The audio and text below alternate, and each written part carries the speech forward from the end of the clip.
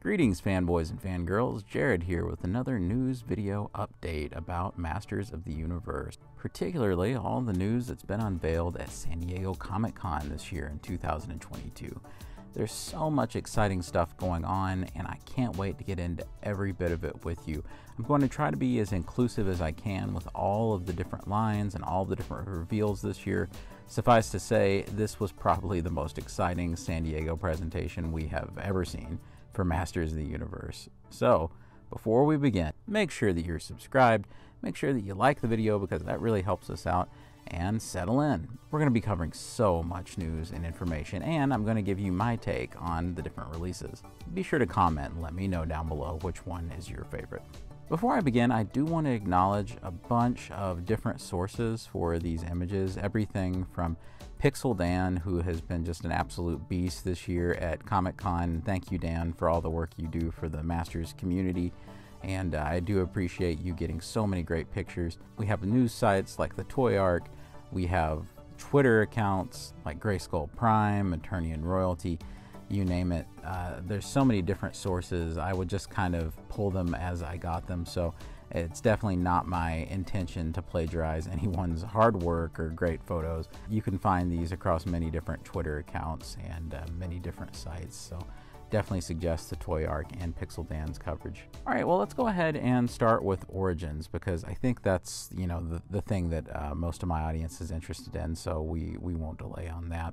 I just want to go ahead and put it right out there in the front, everything about Eternia, or as they call it, Eternia the Ultimate Battleground. If you're not familiar with this, this is of course based on the largest playset in Masters history from that original line. Now, that playset has always seemed completely improbable to ever get a new release, and it's the kind of thing that I always knew that if it did happen, it couldn't just be a regular retail release. It would have to have some kind of crowdfunding component or something. And sure enough, my predictions from the last video have turned out to be, well, pretty spot on. This will be the next big crowdfunding project on Mattel Creations. You can see here with these pictures, it's got a working monorail. It is maybe slightly larger even than the original, or at least that's what the guys who worked on it claimed. They also said it's going to have a lot of extra features and things that the original didn't have. It still has that motorized working monorail system with the motorized cart and all of that. They said they developed it over a year and a half, and I believe that because this is a really complicated kind of piece, and I'm sure it had to go through revision after revision. There's no details on the price point yet. We just know that this fall is when you're going to get the chance to decide if you want to join in the crowdfunding campaign on Mattel Creations. I'm a little wary of that part because they didn't announce any kind of price. And it makes you think, it makes you wonder, you know, is it going to be so bad that they're pretty much afraid to announce the price? And that's what I fear. What I'm thinking, and this is crazy, and I saw on Twitter, a couple other guys had speculated on this, but I think that we could be looking at like a $500 or worse price tag on this, and that is really scary. I would love to see it be between $300 and $400. I think that would be an appropriate price for this. But just knowing inflation and knowing how things are going with the current toy market, it seems like manufacturers are just squeezing out whatever they can. I mean, I really hope I'm wrong on that, but that's going to make it so difficult for so many people. And as we've seen with Hasbro's own crowdfunding on HasLab, if an item gets above that $400 to $500 price point, it starts to really cull who your backers are. And I'm just hoping that Mattel stays realistic about price, and they stay realistic about how many people can actually back something like this, because I am a little concerned. Let me know down below your thoughts on this. I think a lot of people want this.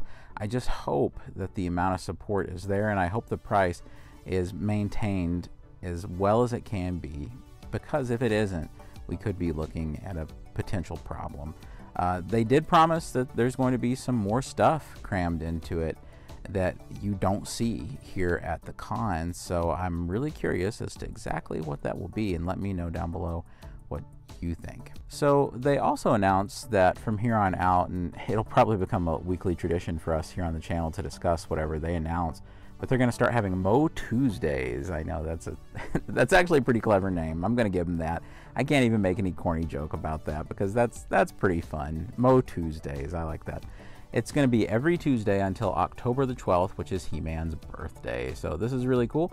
I'm sure that these Mo Tuesdays are not only going to be, as they said, how we get information about new origins and new Masterverse figures, which they said would also be included in that, but it's also going to be the source, I think, for announcements about Eternia. As a matter of fact, it wouldn't surprise me if that final update is them kicking off the Eternia crowdfunding campaign on He-Man's birthday. But who knows? All I know is that they said that it would be this fall when that crowdfunding campaign goes into action. And I'm sure that they'll leave it open for about a month and a half. That seems to be standard right now in the industry.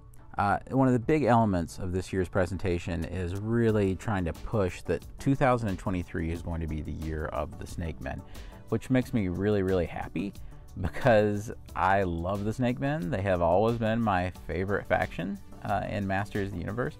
So the Snake Men are a really big deal for me, and I don't think I'm alone in that. I think there's a lot of big fandom for the Snake Men. Before we talk about the actual releases, it's very important to just mention that a lot of the Snake Men that we saw in the big diorama display that they had set up with Eternia, that a lot of those are just customs. So the ones that are like blue and silver and the crazy ones, those are custom painted by the guys at Mattel. They're kind of a mishmash of different parts, and of course we know that the Origins figures are modular, so they were able to just snap together different Snake Man parts, different arms, different heads. And I think those are really cool. I think that they should be aware that whenever they do that, they're going to generate demand for those products. So I hope that they're prepared to maybe possibly offer some kind of Snake Man box set with those weird colors. And honestly, that's what Mattel Creations really should be used for. It's to do those weird, kind of variations that maybe not a whole lot of people want, but diehard fans would really want. So that's just my personal opinion on that's more what they should be focusing on with Mattel Creations. So they're officially calling this the Rise of the Snake Men, and they've even changed the packaging on the Origins figures, which is really cool.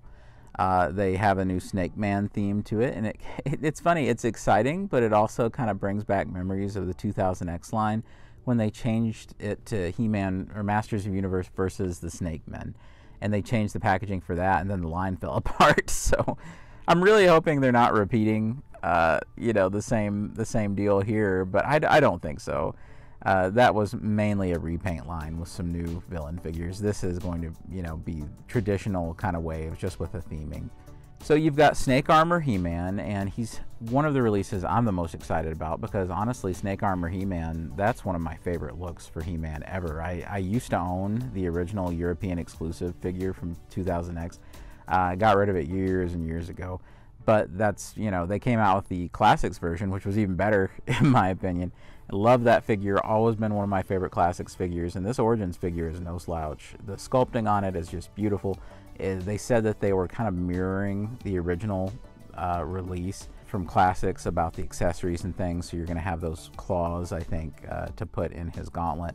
So I'm just really excited about it. It looks fantastic, and it's using the 2000X He-Man head. And in that first wave of Rise of the Snake Men stuff, along with Snake Armor He-Man, you've got Boltman, and I don't know too much about this character. I just know that he's part of the Rulers of the Sun line. He's one of Sunman's allies. He looks pretty cool, though.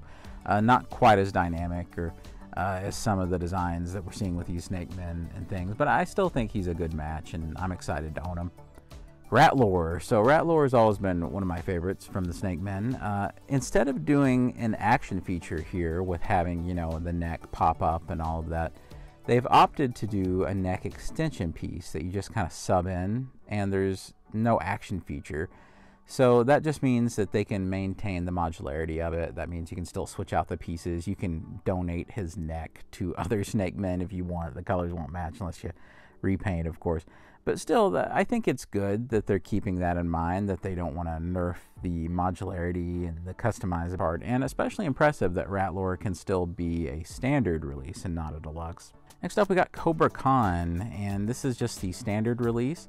Of course, this is meant to be more traditional and to look like that old figure. We're going to get into another release of Cobra Khan here in a little bit, but he looks good for that first wave. King Hiss is a deluxe figure that I'm really excited about. He's got a new transformation gimmick. It's a great solution, I think, because in previous years you've seen lots of different versions of King Hiss, people trying different things to solve some of the problems of the original just being kind of, and it's kind of underwhelming now to look at it.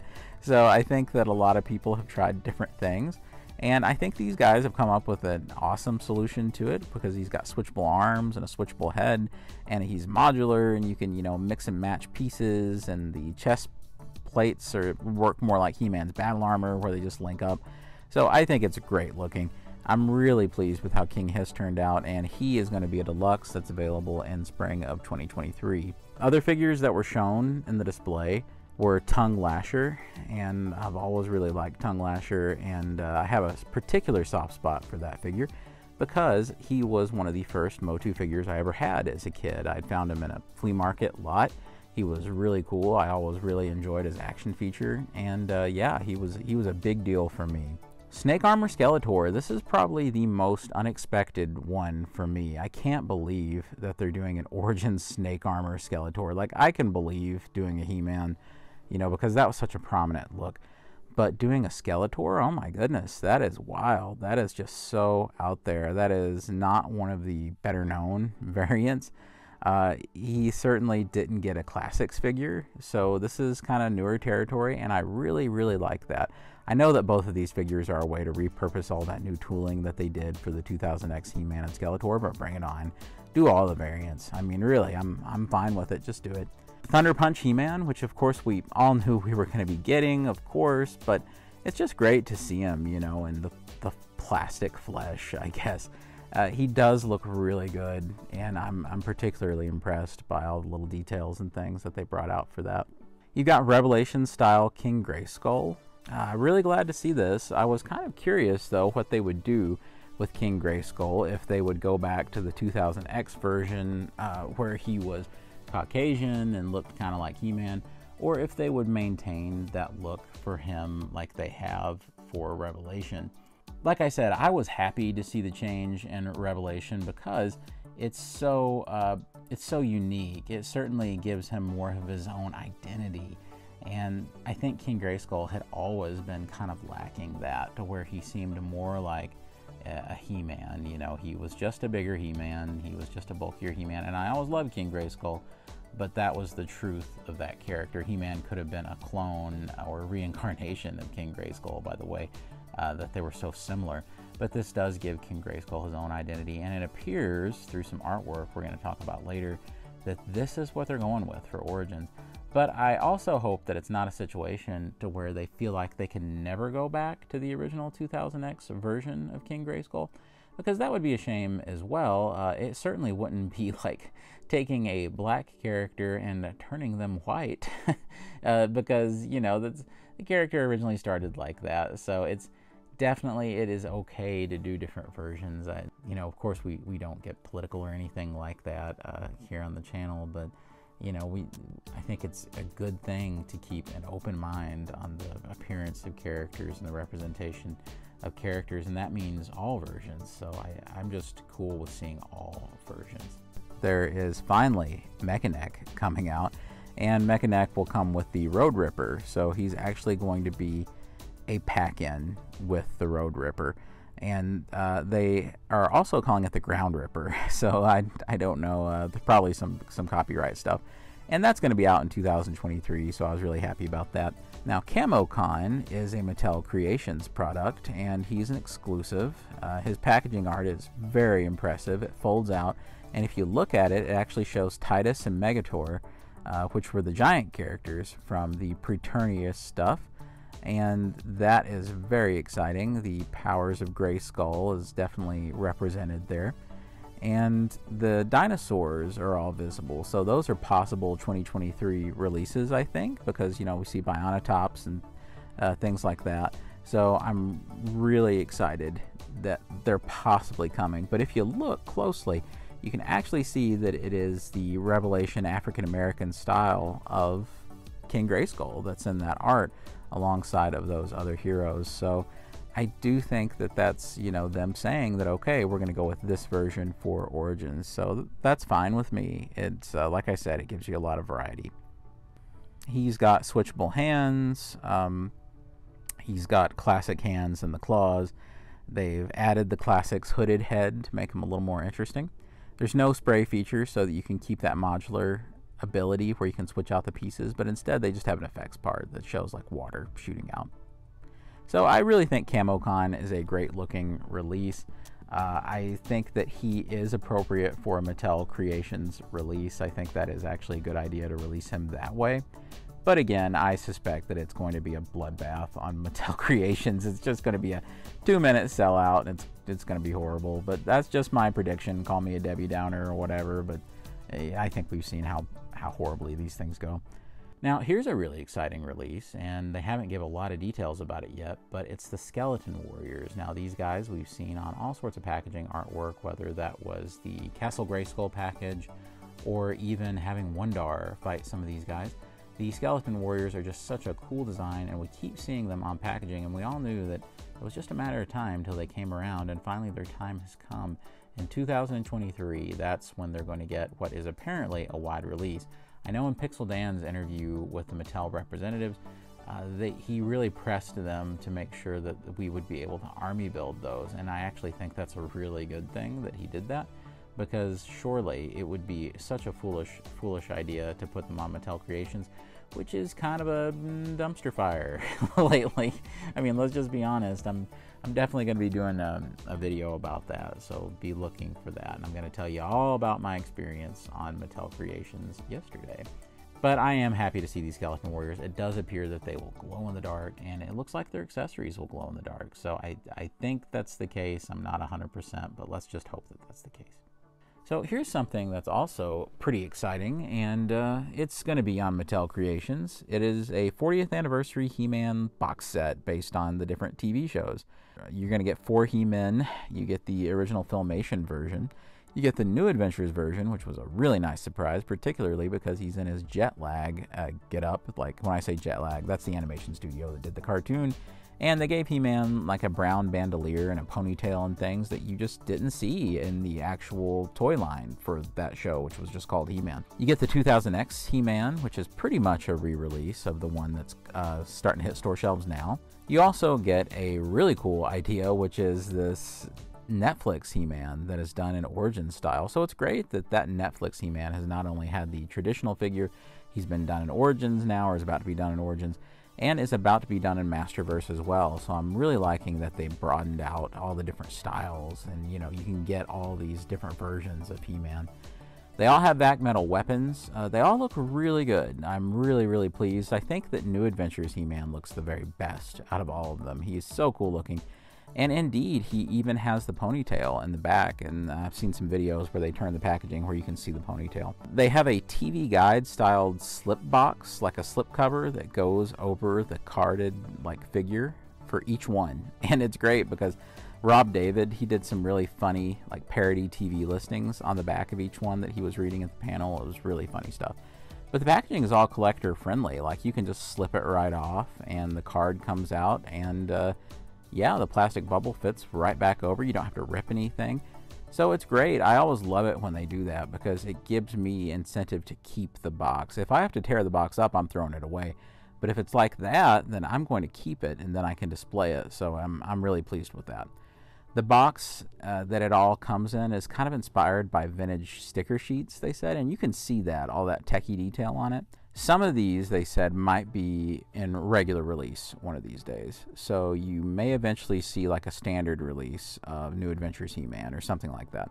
But they would make no promises. Of course, they're not going to waste all that tooling on one exclusive set. So, of course, you're going to see them again.